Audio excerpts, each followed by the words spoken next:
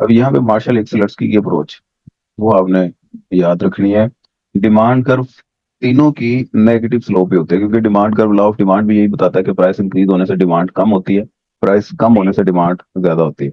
इसका मतलब है जी सर। डिमांड कर्व होगी तो नेगेटिव स्लोप ही, लेकिन मार्शल की जो डिमांड कर्व है ये वर्टिकल भी ज्यादा नहीं होगी और फ्लैटर भी ज्यादा नहीं होगी, यानी कि स्टीपर और फ्लैटर नहीं होगी, दरमियान में होगी इन दोनों के।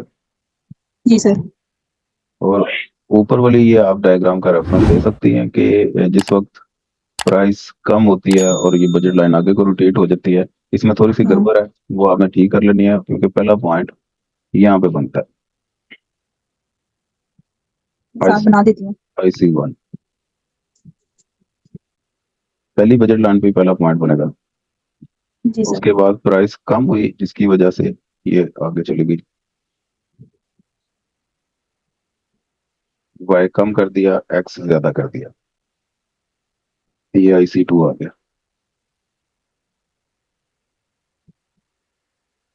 तो यहाँ से हमें पता चला प्राइस ऑफ X कम हुई, डिमांड ऑफ X ज्यादा हो गई। जी इसी सर। को नीचे आपने बना देना है, जिसके और एक्सप्लेन कर दूँ। हाँ, इस तरफ प्राइस आपने रख ली, प्राइस ऑफ X, और इधर आपकी डिमांड ऑफ X या क्वांटिटी ऑफ X, ये आपने बना दी। ये स्टीपर भी नहीं है, फ्लैटर भी नहीं। उसके बाद जिस वक्त आपने बात करनी है हिक्स की, तो हिक्स की जरा सी आपने डिमांड कर्व स्टीपर रख देनी है। क्यों? क्योंकि इनका E1 और E3 पॉइंट वो पास पास होते हैं। हम्म। ये एक ही इंडिफरेंस कर्व से गुजरते हैं, जिसकी वजह से आपने इन दो चीजों को देख के बनाने हैं। एक ये पॉइंट है, एक ये पॉइंट है, तो ये दोनों पास E1 पास। और E3। हाँ। तो पास पास होने की वजह ये से प्रोडक्ट तो नीचे लेके आना है ना सर, तो ये फिर Q1 और Q निकलेगा ना ये। हाँ, ऊपर जो से और E1 और E3 को। इसको भी सही करके बना लेना। ये यहाँ से नीचे लेके आए हैं, हम्म। तो हमने तो जहाँ पे नहीं, यहाँ से ही आएगा, क्योंकि इंटरसेक्ट इसी पॉइंट पे कर रहा है। टेंजेंट इंडिफरेंस कर्व इसी पॉइंट पे ही हो रहा है ना, एक इधर से नीचे आ जाएगा, एक इधर से आ जाएगा। ये हो गया स्टीपर। स्टीपर। जी सर। अब यहाँ पे E1 और E3 पॉइंट जरा दूर दूर है, तो इसको जब नीचे लेके आएंगी, इसको नीचे लेके आएंगी, इन दोनों को मिला के डिमांड कर्व बनेगी। ये हम्म। डेफिनेटली जरा फ्लैटर होगी। जी सर। हाँ, ये हमने ये पीछे भी देखा है ना कि स्टेट्सकी के जो आईसी है ये लादा लादा है ना, और जो हाँ, हिक्सियन के एक्सेलर्स की गलत E3 है। को। इस तरफ PX ही लेनी है, इस तरफ QX ही लेना है। इस तरफ PX ही लेना है, इस तरफ QX ही लेना है। जबकि ऊपर इस तरफ Y है, इस तरफ X है, इस तरफ Y है, इस तरफ X है। ठीक है। तो ये डिमांड कर्व की डेरिवेशन वाला भी काम हो गया सारा कंप्लीट। इसमें सर इसको पूरा आपको लिखना है ना पहले, वो इसका इंट्रोडक्शन डेफिनेशन, तभी ये लॉन्ग क्वेश्चन बनेगा ना। फ्री बनेगा। लॉन्ग। जी। रिवील्ड प्रेफरेंस थ्योरी, नजरिया इजहार तरजीह, पॉल ए सिमल्सन ने 1938 में प्रेजेंट की। जी सर।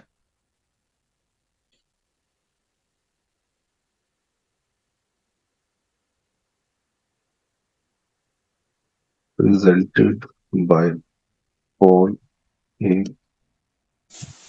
सिमल्सन इन 1938। अब इस थ्योरी का मेन थीम क्या है? रिवील्ड प्रेफरेंस, नजरिया इजहार तरजीह। ये कहता है कि कंज्यूमर अपनी प्रेफरेंस के जोन बना लेता है। उसको ये पता होता है कि उसके लिए प्रेफर्ड जोन कौन सा है, प्रेफर्ड पेयर कौन सा है। इन डिफरेंस का जो इससे पहले हम ट्रेडिशनल कर चुके हैं, उसमें ये सिखाया गया था कि एक इंडिफरेंस कर्व जो कि एक्स और वाई, उन दो कमोडिटीज के डिफरेंट कॉम्बिनेशन दिखाता है, और जी। उसकी शेप ये होती है, ये होता है डिफरेंस कर्व। इसके डिफरेंट कॉम्बिनेशन दिखा रहा है, किसी भी कॉम्बिनेशन पे चले जाए सेटिस्फेक्शन लेवल सेम रहता है। यहाँ पे एक्स कमोडिटी होती है, यहाँ पे वाई कमोडिटी होती है। ए भी उतनी सेटिस्फेक्शन दे रहा है जितनी बी दे रहा है, बी भी उतनी दे रहा है जितनी सी दे रहा है। अब इस पूरे इंडिफरेंस कर्व में उसका प्रेफरेंस का पॉइंट कोई नहीं है, ये सारे उसके लिए एक जितनी सेटिस्फेक्शन दे रहे हैं। और ये जो इंडिफरेंस कर्व बना है, अकॉर्डिंग टू पॉल ए सिमल्सन, ये इतनी बेटर टेक्निक से नहीं बना। ये ट्रेडिशनल टेक्निक है, ये कॉन्सेप्ट क्लैरिटी के लिए तो चलो ये उस हद तक ठीक है बात, कि आपने ये concept समझना हो, लेकिन प्रैक्टिकली वो कहता है ये इतना वैलिड नहीं है। कोई भी मार्केट में अगर शॉपिंग करने जाता है, परचेजिंग करने जाता है, कंजम्पशन करने जाता है, तो वो इस तरह की डिफरेंट कॉम्बिनेशन नहीं बनाता, ए सी डी ई जो उसको जैसे सेटिस्फेक्शन दे, इतनी नपी तुली कैलकुलेशन कोई नहीं करता। वो कहता है कि मामला को आसान रहने दें, इतनी कॉम्प्लिकेशन में ना डालें, ताकि ये समझने में लोगों को दुश्वारी हो, और बी प्रैक्टिकल। वो कहता है कि इंडिफरेंस कर्व मैं जिस थ्योरी से आपको बनवाऊंगा वो जरा बेहतर अप्रोच है, प्रैक्टिकल पॉइंट ऑफ व्यू से ज्यादा वैलिड है।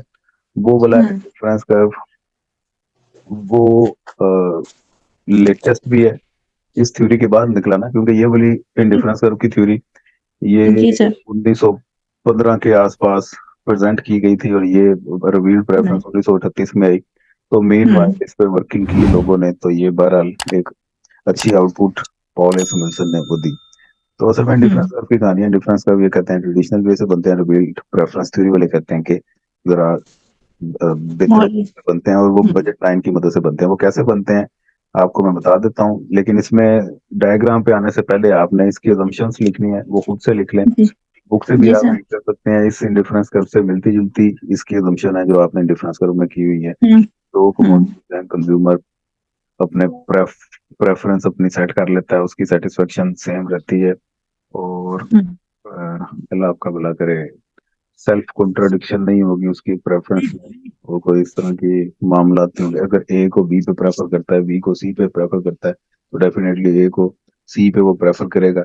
इस तरह के मामला था। अब ये कहता है जी फर्ज करें ये बजट लाइन, इस बजट लाइन में ये बाय द वे एक्स और वाई कमोडिटीज यहाँ पे होती हैं, ये उसकी परचेजिंग पावर है। इस बजट लाइन के नीचे वाला ये रीजन, ये फिजिबल रीजन है,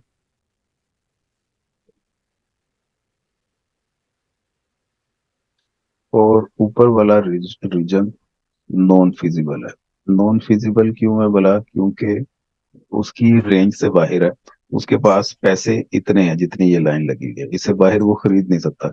इस लाइन के ऊपर या तो कोई पेड़ खरीद सकता है, या इस लाइन के नीचे कोई पेड़ खरीद सकता है, उसके ऊपर नहीं जा सकता। ये उसके लिए नॉन फिजिबल है। अब नॉन फिजिबल को आप अभी रहने दें। ये इस परचेजिंग पावर के नीचे वाला जो पोर्शन है, ये वाला, अगर इस लाइन के नीचे कोई पेड़ खरीदेगा तो इसका मतलब है वो अपनी सेटिस्फेक्शन 100% नहीं कर रहा, कुछ ना कुछ सेविंग कर रहा है, अपने रिसोर्सेज को फुली यूटिलाइज नहीं कर रहा। फुली यूटिलाइज नहीं करेगा तो सेटिस्फेक्शन उसकी मैक्सिमम नहीं हो सकेगी।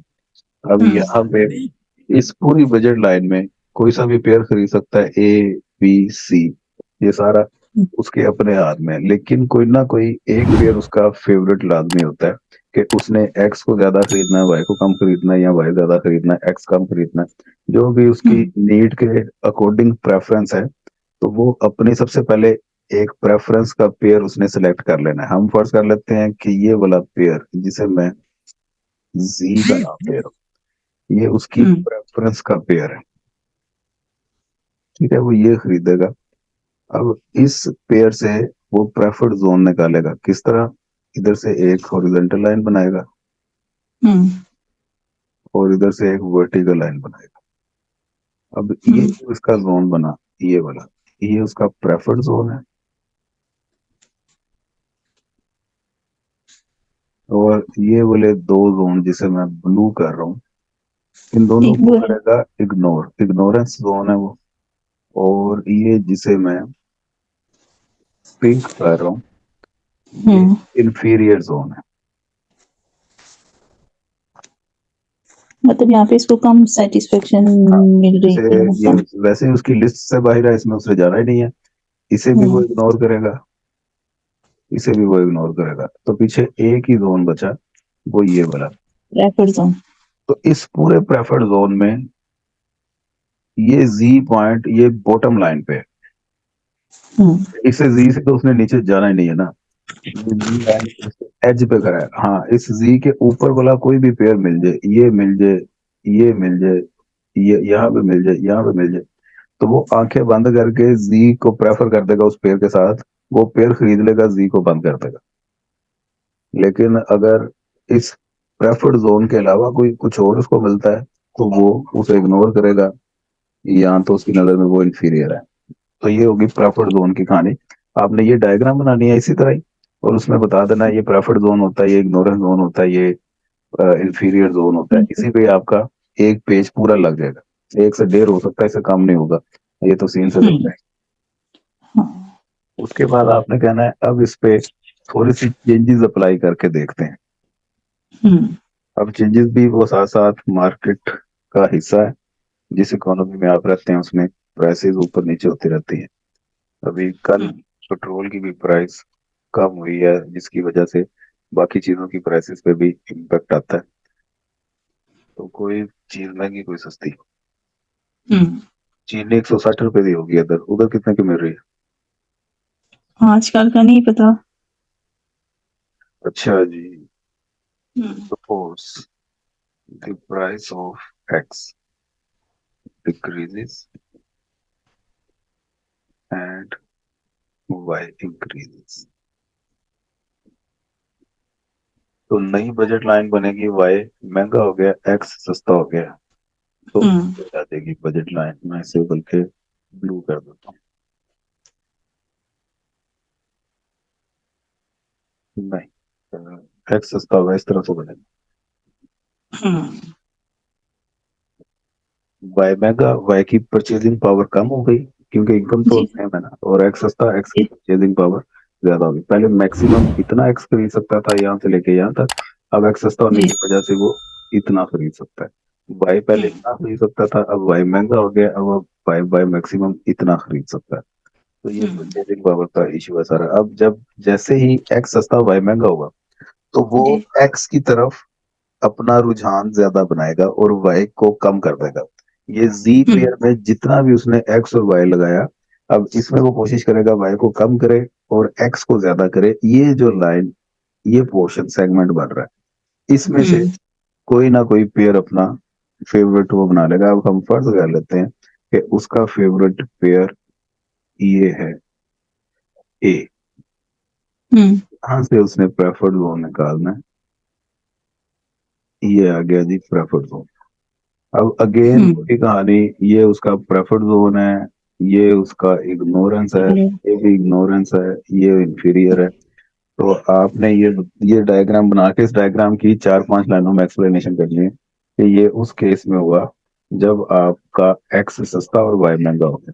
लो। ने अपनी ठीक है। प्रेफरेंस पूरी तौर पे चेंज कर ली। उसकी प्रेफरेंस हम्म। कांस्टेंट या वो मुस्तकिल नहीं है, परमानेंट नहीं होती।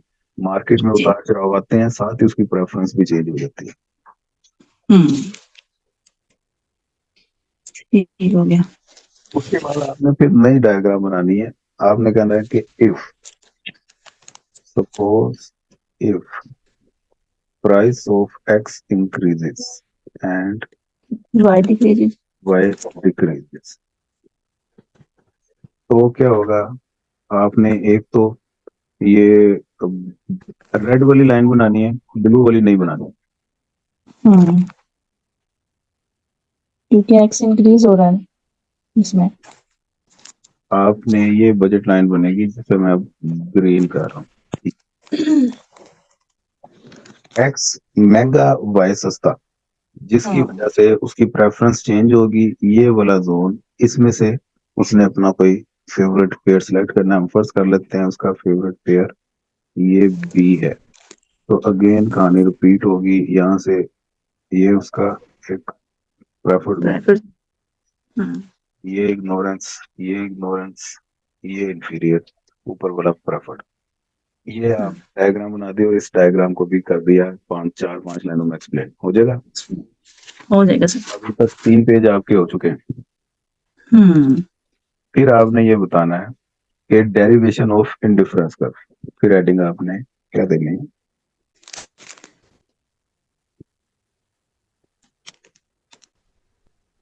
Derivation of indifference curve. हम्म। उसमें ये दोनों केसेस आपने मर्ज कर देने हैं। एक एक्स सस्ता वाई महंगा, एक एक्स महंगा वाई सस्ता। ब्लू वाली जो आपने बजट लाइन बनाई थी वो दोबारा से बनाए। इसमें उसका प्रेफर्ड जोन ये बना था ए, यहाँ से ये आ गया था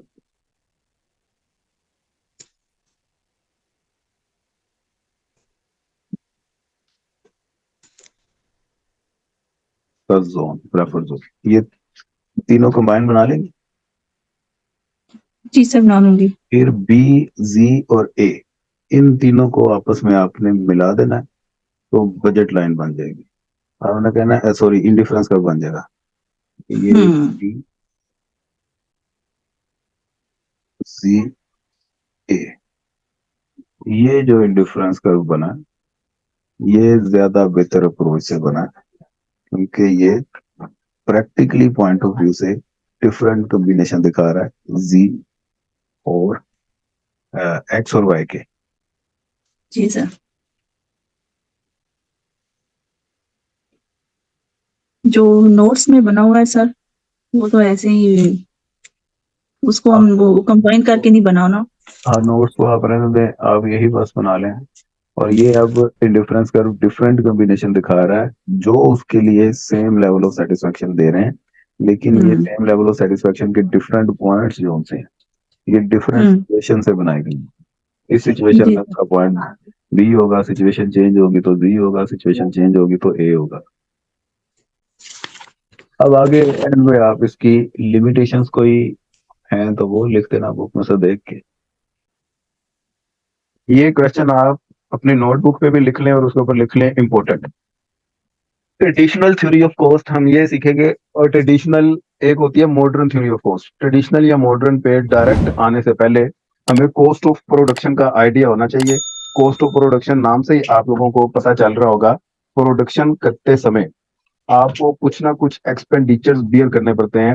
रॉ मटेरियल आपने खरीदना है, जगह रेंट पे ली हुई है, उसका आपने रेंट देना है, आपने स्टाफ रखा हुआ है, उसको सैलरीज देनी है। तो इस किस्म के जितने भी प्रोडक्शन प्रोसेस में खर्चे आते हैं, उन्हें कॉस्ट ऑफ प्रोडक्शन कहते हैं। समझे बात? आवाज आ रही है मेरी, ये कट रही है? सर आ रही है। ठीक है, साथ साथ रिस्पॉन्स देते रहेंगे ना तो मुझे आसानी होगी। अब इन अखराजात में कुछ फिक्स कॉस्ट होती हैं, कुछ वेरिएबल कॉस्ट होती हैं।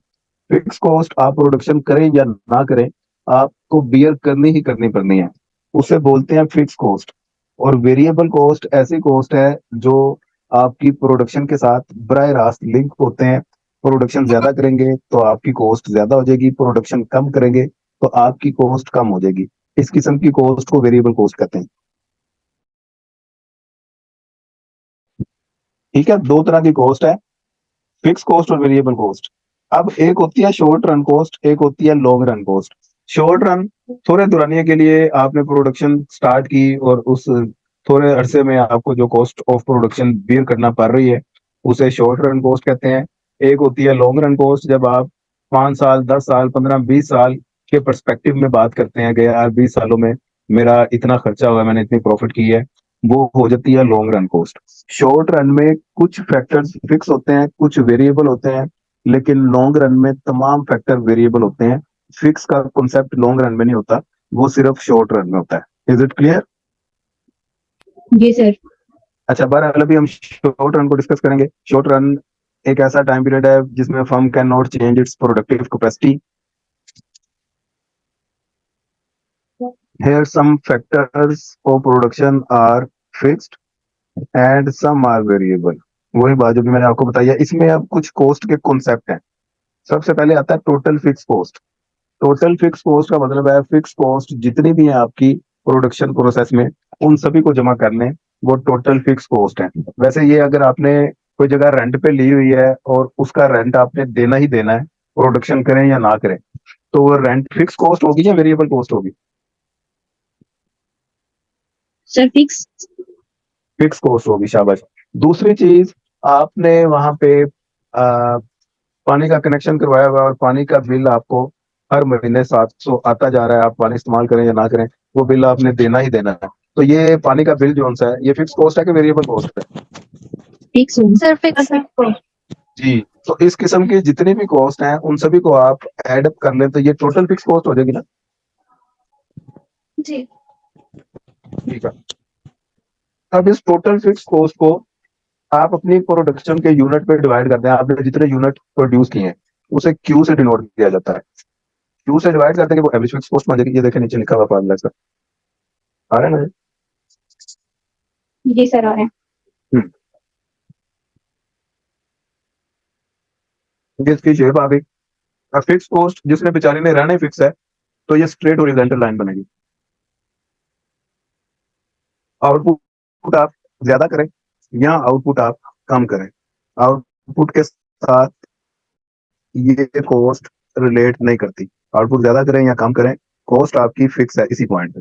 दूसरी तरफ एवरेज फिक्स कॉस्ट, ये जो आप प्रोडक्शन इंक्रीज करते जाए आपकी कॉस्ट कम होती जाएगी, नीचे आती जाएगी। ये इसका पैटर्न होता है। डन। जी सर। इसके बाद नंबर 3 पे होती है टोटल वेरिएबल कॉस्ट। अब आपने रॉ मटेरियल खरीदना प्रोडक्शन के लिए, तो वो जितनी आपने प्रोडक्शन करनी है उतना रॉ मटेरियल खरीदेंगे। प्रोडक्शन ज्यादा करनी है तो ज्यादा मटेरियल खरीदेंगे, पर प्रोडक्शन कम करनी है तो कम मटेरियल खरीदेंगे। तो रॉ मटेरियल की परचेजिंग ये वेरिएबल कॉस्ट है या फिक्स कॉस्ट है? वेरिएबल होगा, वेरिएबल कॉस्ट कॉस्ट है। पे डिपेंड करता है। जी, इसी तरह आपने बिजली का बिल देना है, वो जितने यूनिट कंज्यूम करेंगे उतना बिल आपको ज्यादा आएगा। जितनी ज्यादा प्रोडक्शन उतनी बिजली की कंजम्पशन ज्यादा, बिल ज्यादा। जितनी कम प्रोडक्शन उतना इलेक्ट्रिसिटी का बिल कम। तो ये इलेक्ट्रिसिटी का बिल ये फिक्स कॉस्ट है वेरिएबल कॉस्ट है? फिक्स नहीं, वेरिएबल है। वेरिएबल है। तो ये दो तो मैंने आपको गिनवा दी, बाकी भी इस तरह की चीजें बेशुमार होती हैं। कोई स्टाफ की सैलरी है, वर्क चार्ज की, और कुछ अदर एक्सपेंसेस हैं, लाइक गैस का बिल हो गया, टेलीफोन का हो गया, या और मामला हो जाते हैं, ट्रांसपोर्टेशन कॉस्ट होगी, कम्युनिकेशन का बिल हो गया। तो इस किस्म की जितनी भी कॉस्ट हैं उनको आप जमा कर लें, ये टोटल वेरिएबल कॉस्ट हो जाएगी। और टोटल वेरिएबल कॉस्ट को आप क्यू पे डिवाइड कर देंगे तो ये एवरेज वेरिएबल कॉस्ट हो जाएगी। ये लिखा हुआ फॉर्मूला। नीचे इनकी शेप की बात करें, हमेशा शॉर्ट रन और ट्रेडिशनल कॉस्ट थ्योरी में टोटल वेरिएबल कॉस्ट ये जीरो से स्टार्ट होगी और ये एक वेव तरह की इसकी शेप बनती है। हमेशा ये बनेगी, ये शेप याद रख लें। और एवरेज वेरिएबल ये इस तरह यू शेप की बनेगी। डन। जी सर।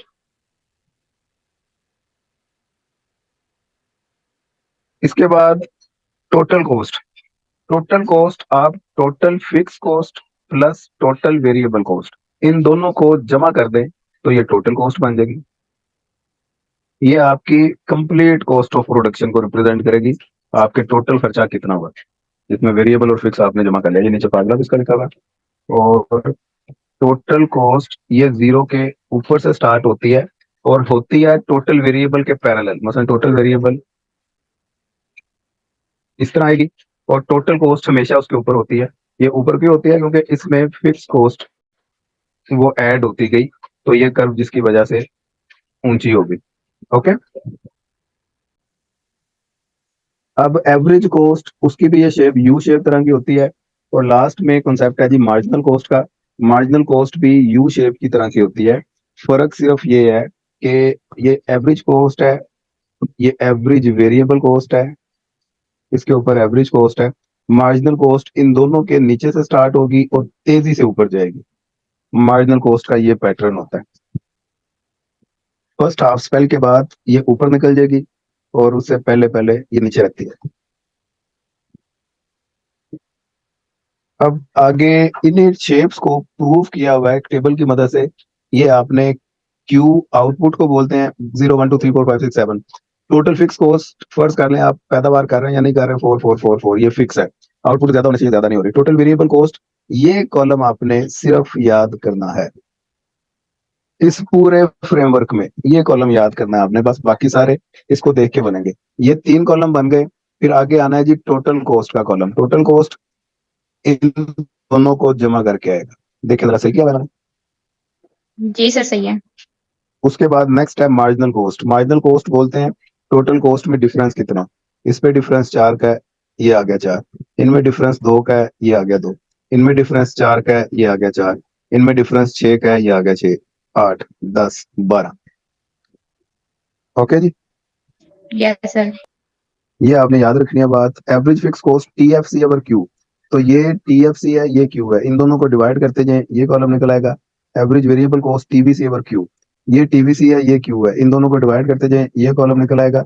और एवरेज कॉस्ट, या तो आप टीएफसी, एएफसी और एबीसी इन दोनों को जमा कर लें, वो एसी आ जाएगा, नहीं तो ये टोटल कॉस्ट को क्यू पे डिवाइड कर दें, ये कॉलम में कराएगा। मैं तो लिख देता हूँ एसी इक्वल है टीसी ओवर क्यू। समझे बात? जी सर। अब आपने नेक्स्ट इन सभी की शेप्स बना लेनी है। Total variable, total cost, total fix, ये तीनों एक पैनल में बना दें। तो आपको इन वैल्यूज के मुताबिक जब बनाएंगे, इस तरफ आउटपुट ले लें और इस तरफ कॉस्ट ले लें। तीन तरह की कॉस्ट आपने इस पैनल में बनानी है। तो ये आपकी टोटल वेरिएबल कॉस्ट की शेप यही बनेगी, टोटल कॉस्ट की शेप ये बनेगी। टोटल फिक्स जो है बेचारी 4 4 4, तो 4 पर आके सीधी लाइन लगा दें, ये फिक्स कॉस्ट बन जाएगी। आपको पता चल जाएगा अच्छा भी वाकई यही शेप होती है। उसके बाद ये एवरेज कॉस्ट, एवरेज वेरिएबल और मार्जिनल कॉस्ट, ये वाली तीनों आप इसमें बना। एवरेज फिक्स नहीं है इसमें कॉस्ट, एवरेज फिक्स कॉस्ट वो भी आप बेशक बना लीजिएगा, वो इस तरह की शेप होती है उसकी। Okay ji.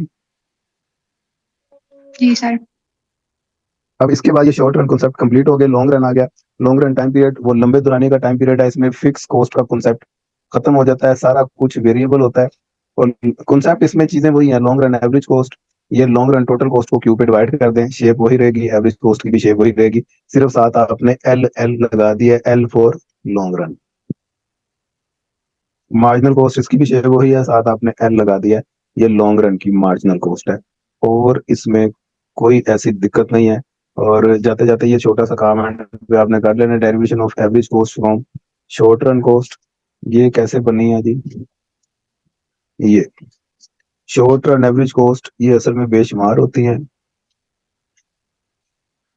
In short run के ऑप्टिमल पॉइंट जहां पे कॉस्ट मिनिमम होती है, उन पॉइंट्स को आपस में मिला दें तो ये लॉन्ग रन कॉस्ट बन जाते हैं। ये इतने ज्यादा अगर आपको समझ में नहीं आ रहे तो आपको इसे 3 बना लें। ये आप क्या दें, शॉर्ट रन एवरेज कॉस्ट 1 है, ये शॉर्ट रन एवरेज कॉस्ट 2 है, ये शॉर्ट रन एवरेज कॉस्ट 3 है। इनके मिनिमम पॉइंट एक इसका ये है, इसका ये है, इसका ये है। इसे मैं ए बी सी का नाम दे देता हूँ। ए बी सी को आपस में मिला दें तो ये लॉन्ग रन का एवरेज कॉस्ट बन जाएगा। ये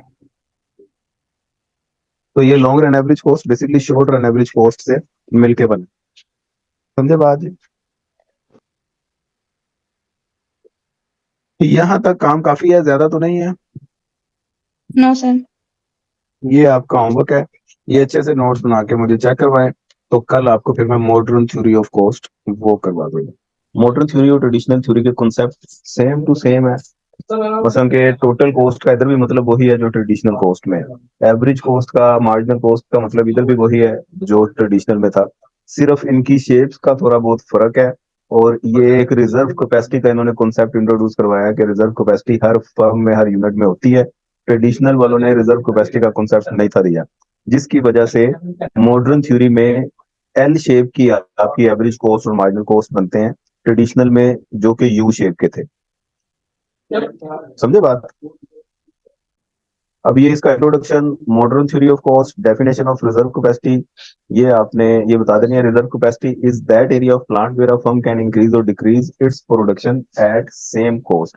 कॉस्ट उसकी इंक्रीज या डिक्रीज नहीं होती, हाँ वो अपनी प्रोडक्शन कैपेसिटी को इंक्रीज कर सकती है, वो आपकी रिजर्व कैपेसिटी कहलाती है।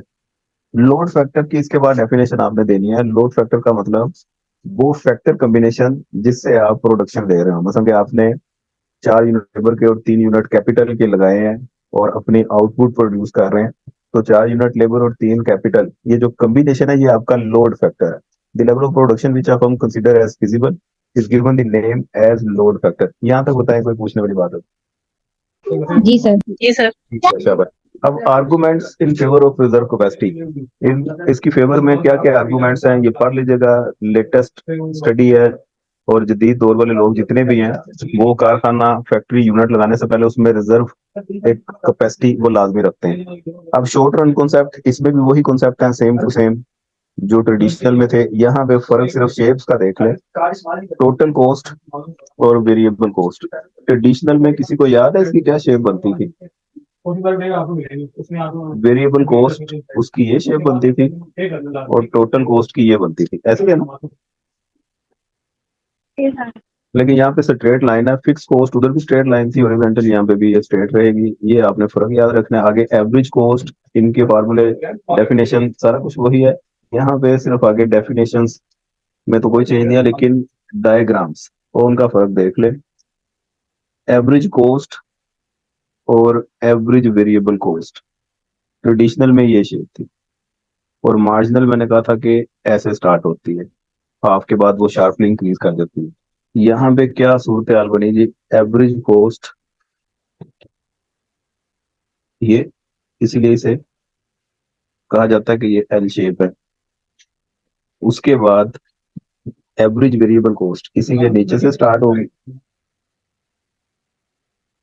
मैं कलर चेंज कर दूं आपको पता चले। ये average variable cost average cost के नीचे रहेगी हमेशा, और मार्जिनल कॉस्ट इन दोनों के नीचे से स्टार्ट होगी।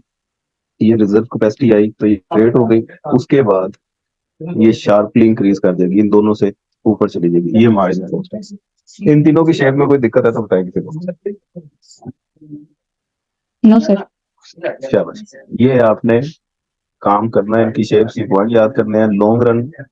लॉन्ग रन कॉन्सेप्ट में एक प्रोडक्शन कॉस्ट होती है, एक मार्जिनल कॉस्ट होती है, मैनेजेरियल कॉस्ट होती है। मैनेजेरियल और प्रोडक्शन कॉस्ट में क्या फर्क है? Production cost is that cost which a firm bear against input due to decentralization. Decentralization करने के नतीजे में जो आपको कॉस्ट बियर करना पड़ती है उससे प्रोडक्शन कॉस्ट कहते हैं। The efficiency of input increases by which production cost decreases sharply. तो जितनी प्रोडक्शन कॉस्ट नीचे जाएगी उतनी हम मानेंगे कि एफिशिएंसी इनपुट की वो ऊपर जा रही है। Managerial cost is that cost which हम face against management of its different department. तो ये डिसीजन वगैरह मैनेजमेंट चेंज करने से जो कॉस्ट में फर्क आता है इसे मैनेजरियल कॉस्ट कहते हैं। ठीक है जी, ये डिसीजन चेंज करने से जो कॉस्ट में चेंज आ रहा है मैनेजरियल कॉस्ट, और आपकी इनपुट की एफिशिएंसी चेंज होने से प्रोडक्शन में जो चेंज आ रहा है वो प्रोडक्शन कॉस्ट है। और लास्ट में आपने ये लॉन्ग रन एवरेज कॉस्ट ये बता देना है जी, रिजर्व कैपेसिटी तक की आपने बनानी है ये। और लॉन्ग रन मार्जिनल कॉस्ट उसके नीचे से स्टार्ट होगी, रिजर्व कैपेसिटी जैसे स्टार्ट हुई तो ये स्ट्रेट हो जाती है, एवरेज भी और मार्जिनल भी। यहाँ पे ये आपका modern theory of cost complete हो गया। इंपॉर्टेंट है, मैं फिर रिपीट कर रहा हूँ, ट्रेडिशनल और मॉडर्न थ्योरी ऑफ कॉस्ट, इन दोनों में से कोई एक आधा आपको लग जाना है इस दफा। इसलिए इनकी आप अच्छे तरीके से प्रैक्टिस कर रखें। डायग्राम बना के मुझे अगर सेंड कर देंगे तो मुझे पता चल जाएगा कौन ठीक कर रहा है कौन गलत कर रहा है, उसको साथ साथ में गाइड कर दूंगा। ठीक है जी, इतना ही रखें, बाकी फिर अगली क्लास में देखते हैं इंशाल्लाह।